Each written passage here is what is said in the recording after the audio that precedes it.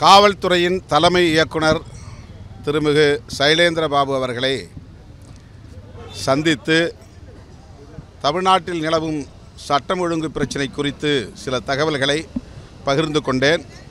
குறிப்பாக பாஜகவினர் திட்டமிட்டு வன்முறைகளை தூண்டும் வகையில் பொதுவெளியில், பொது மேடைகளில், சமூக வலைத்தளங்களில் பேசி வருகின்றனர், பரப்பி வருகின்றனர்.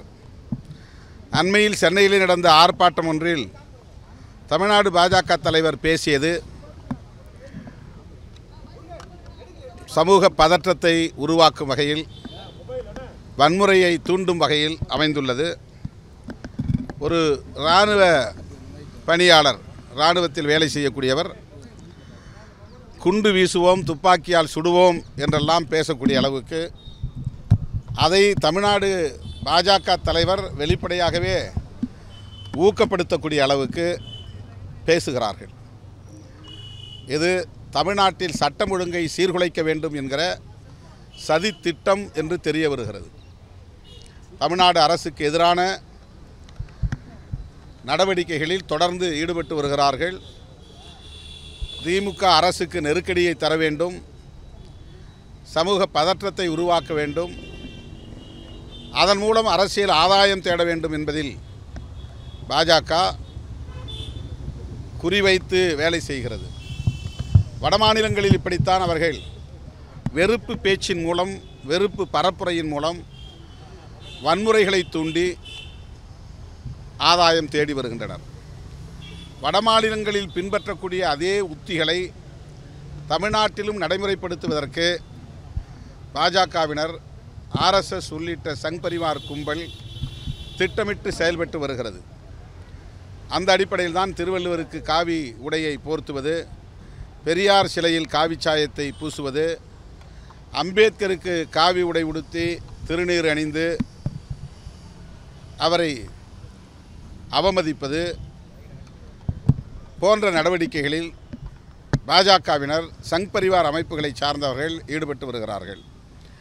அண்மையிலே சமூக நீதி பயணம் மேற்கொண்டிருக்கிற திராவிடர் கழக தலைவர் ஐயா ஆசிரியர் வீரமணி அவர்களுடைய வண்டியை மறித்து வன்முறையை செய்வதற்கு முயற்சித்திருக்கிறார்கள்.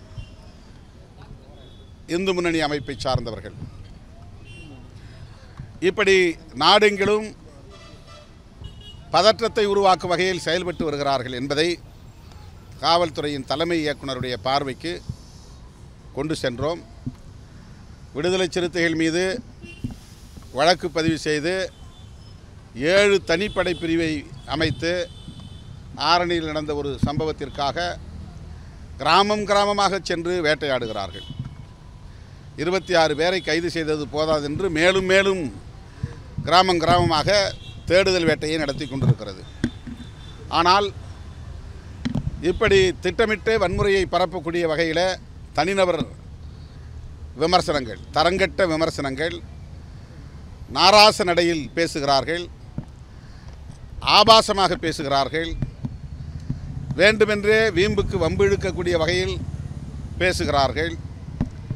அவர்கள் மீதெல்லாம் வழக்கு பதிவு செய்யாமல் காவல்துறையினர் மெத்தனம் காப்பது ஏன் என்கிற கேள்வி எழுகிறது. ஆகவேதான் பாஜகவினரின் இந்த சதி முயற்சியை சுட்டிக்காட்டி அவர்கள் மீது வழக்கு பதிவு செய்ய வேண்டும், உடனுக்குடன் நடவடிக்கை எடுக்க வேண்டும் என்று வலியுறுத்தியிருக்கிறோம். வேங்கவேயல் பிரச்சனையிலும் உடனடியாக உண்மையான குற்றவாளிகளை கண்டுபிடித்து அவர்களை சிறைப்படுத்த வேண்டும் என்று வேண்டுகோள் விடுத்திருக்கிறோம்.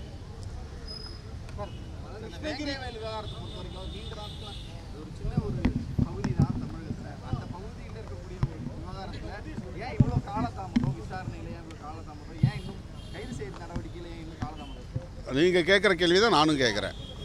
அரசுக்கு, காவல்துறைக்கு அந்த கேள்வியை நாங்கள் கேட்கிறோம். அந்த கேள்விக்கு இன்னும் விடை கிடைக்கவில்லை. நாங்கள் புலனாய்வு செய்து கொண்டிருக்கிறோம். உரிய நடவடிக்கை எடுப்போம் என்று புலனாய்வில் ஈடுபட்டுள்ள அதிகாரிகள் உறுதியளித்திருக்கிறார்கள். பொறுத்திருந்து பார்ப்போம்.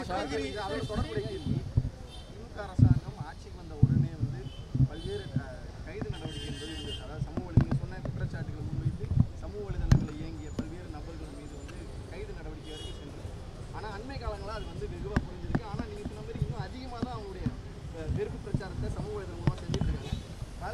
செய்யறதுக்கே நம்ம இப்போ வந்து நிறைய ப்ரெஷர் கொடுக்க வேண்டியது, அதுக்கப்புறம் தான் கைதுலாம். பட் ஆனால் வந்த புதுசில் ஆட்சி அமைந்த புதுசில் அவங்க ரொம்ப விகரசாக இருந்தாங்க. இப்போ அது கொஞ்சம் குறைஞ்சிருக்கு. இதை நீங்கள் எப்படி பார்க்குறீங்க?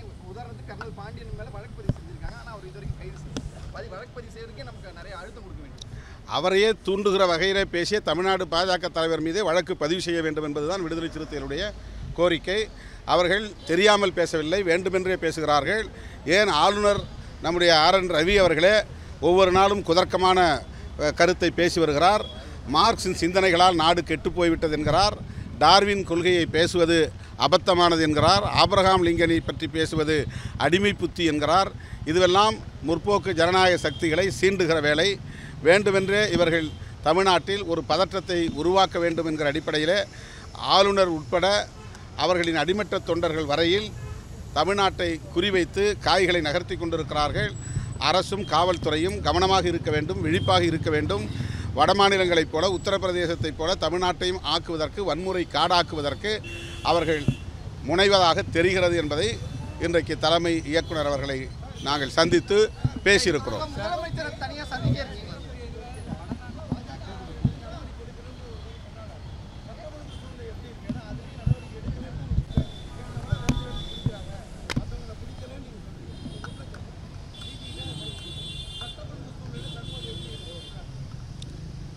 இதுவரையிலும் சொன்ன பதில் தான் அது. இப்போ கேட்டிருக்க கேள்விக்கு ஏற்கனவே சொன்ன பதில் தான் இந்த கேள்விக்கும். பெரியசாமி மீது நடத்தப்பட்ட அந்த தாக்குதல் சம்பவத்தை எப்படி சார் நீங்க பாக்குறீங்க? அவர் வந்து ஒரு கருத்து தெரிவித்திருந்தா கூட அதை எதிர்கருத்தா எதிர்கொண்டிருக்கலாம், இல்ல சட்ட ரீதியா எதிர்கொண்டிருக்கலாம். பாஜகவினருக்கு ஒரு வழக்கம் இருக்கிறது. அவர்களே கல்வீசிக் கொள்வார்கள், அவர்களே குண்டு போட்டுக் கொள்வார்கள், அவர்களே தாக்குதல் நடத்துவார்கள். பிறகு மற்றவர்கள் மேலும் அதை பழியை போடுவார்கள். சிவகங்கையிலே அப்படித்தான் ஒருவர் டெல்லியை சார்ந்தவர் தன்னுடைய வீட்டு முன்னாலேயே நாட்டு வெடிகுண்டை வீசிவிட்டு பக்கத்திலே சிறுத்தைகளின் கொடியை கட்டி விட்டிருக்கிறார். அது விடுதலை சிறுத்தைகள் தான் நாட்டு வெடிகுண்டு வீசினார்கள் என்று போய் புகார் கொடுத்திருக்கிறார், பாதுகாப்பு கோரியிருக்கிறார். இது சங் பரிவார் கும்பலின் கலாச்சாரம். அதிலே ஒன்றுதான் இது.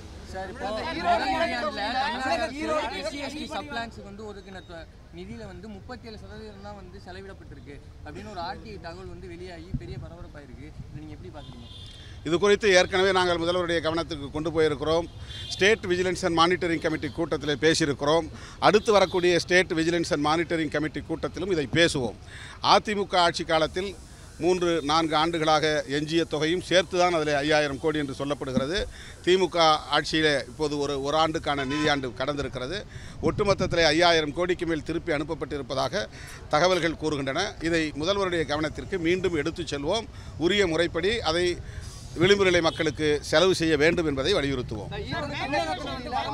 நடந்துகிட்டு இருக்கு. இந்த நிலையில அங்க அதிமுகவோ திமுகவோ யார் வெற்றி பெற்றாலும் அது பணம் வெற்றி பெற்றதாக தான் அர்த்தம். ஜனநாயகம் அவங்க இல்லை, பணநாயகம் தான் நடந்துட்டு இருக்கு. பாஜக மொடக்குறிச்சி MLA சரஸ்வதி தெரிவிச்சிருக்காங்க. அதை பற்றி அவங்க அதிமுகவும் குற்றச்சாட்டுறாங்க, திமுகவும் குற்றச்சாட்டுறாங்க. தேர்தல் என்பதே இப்போது அகில இந்திய அளவில் எவ்வாறு நடந்து கொண்டிருக்கிறது என்பதை நாம் அறிவோம். எல்லாவற்றையும் கடந்து மக்கள் யாருக்கு வாக்களிக்கிறார்கள் என்பதுதான் முக்கியம். பணம் வாங்கி கொண்டு மக்கள் வாக்களித்தார்கள் என்றால் பணம் கொடுத்தவர்களை நாம் விமர்சிக்கிறோம் என்பதை விட பணம் வாங்குகிற சாதாரண எளிய மக்களை விமர்சிப்பதாக அது பொருள்பட்டுவிடும். ஆகவே மக்கள் இந்த கலாச்சாரத்தை எல்லாம் கடந்து யாருக்கு வாக்களிக்கிறார்களோ அவர்கள் வெற்றி பெறுவார்கள். அந்த அடிப்படையில் அந்த தேர்தலை நாம் பார்க்க வேண்டியிருக்கிறது. இதை அரசியல் கட்சிகளை விமர்சிக்கிறோம் என்கிற பெயரால் மக்களை கொச்சைப்படுத்த நான் விரும்பவில்லை.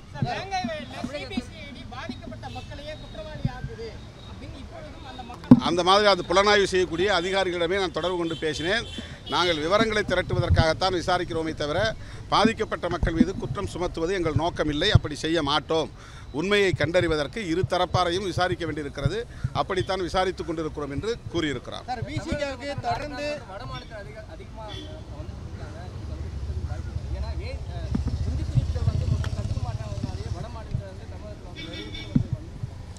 புலம்பெயர்ந்து வருவதை நாம் நம்முடைய விருப்பத்திற்கு ஏற்ப ஒரு குற்றச்சாட்டை சுமத்தக்கூடாது. இந்தியை திணிக்க வருகிறார்கள் அல்லது ஓட்டு போடுவதற்கு வருகிறார்கள் என்று நாம கற்பனை செய்ய வேண்டாம். வேலைவாய்ப்பின்மை தான் காரணம். அதற்கு நரேந்திர மோடி தான் பொறுப்பேற்க வேண்டும். தமிழ்நாட்டிலிருந்து வட இந்தியாவுக்கு போனாலும் சரி, வட இந்தியாவிலிருந்து தமிழ்நாட்டுக்கு வந்தாலும் சரி, வேலைவாய்ப்பு இல்லாமல் மக்கள் ஊர் ஊராய் அலைகிறார்கள். அவர்கள் இப்படி குறைந்த கூலிக்கு, குறைந்த சம்பளத்திற்கு வேலை செய்வதற்கு மாநிலம் விட்டு மாநிலம் போவதற்கு யார் பொறுப்பு? நரேந்திர மோடி தான் பொறுப்பு. மக்கள் புலம்பெயர்வதற்கு, தொழிலாளர்கள் இந்த மாதிரி ஊராக அலைவதற்கு பொறுப்பேற்க வேண்டியவர் இந்தியாவின் பிரதமர். வேலைவாய்ப்பு அளிப்பதாக சொன்னார், வேலைவாய்ப்பு தரவில்லை.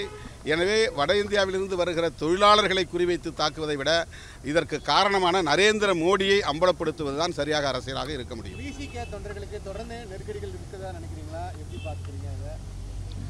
அரசியல் என்றாலே நெருக்கடிதான். நெருக்கடிகளை சந்தித்து கொண்டு தான் நாங்கள் 32 ஆண்டுகளாக பயணம் செய்து கொண்டிருக்கிறோம். இப்போதும் நாங்கள் ஆளுங்கட்சி கூட்டணியில் இருந்தாலும் வழக்கம் போல இந்த நெருக்கடிகளை நாங்கள் எதிர்கொண்டு வருகிறோம். எங்களுக்கு இழைக்கப்படுகிற, அரசு தரப்பிலிருந்து இழைக்கப்படுகிற நெருக்கடிகளை விட ஒட்டுமொத்த தமிழ்நாட்டை குறிவைத்து சங் பரிவார்கள் செய்யக்கூடிய வெறுப்பு அரசியல் மிகவும் ஆபத்தானது. ஆகவே அதிலிருந்து தமிழ்நாட்டை பாதுகாக்க வேண்டிய தேவை இருக்கிற காரணத்தினால் தலைமை இயக்குனர் அவர்களை சந்தித்து பாஜகவினர் திட்டமிட்டு செய்கிறார்கள். தமிழ்நாடு பாஜக தலைவரே மேடையில் வன்முறைகளை தூண்டும்படி பேசுங்கள் என்று ஊக்கப்படுத்துகிறார். அவரே வன்முறையை செய்ய தூண்டுகிறார். எனவே அரசு விழிப்பாக இருக்க வேண்டும், அப்படிப்பட்டவர்கள் மீது நடவடிக்கை எடுக்க வேண்டும் என்பதை வலியுறுத்தி இருக்கிறோம்.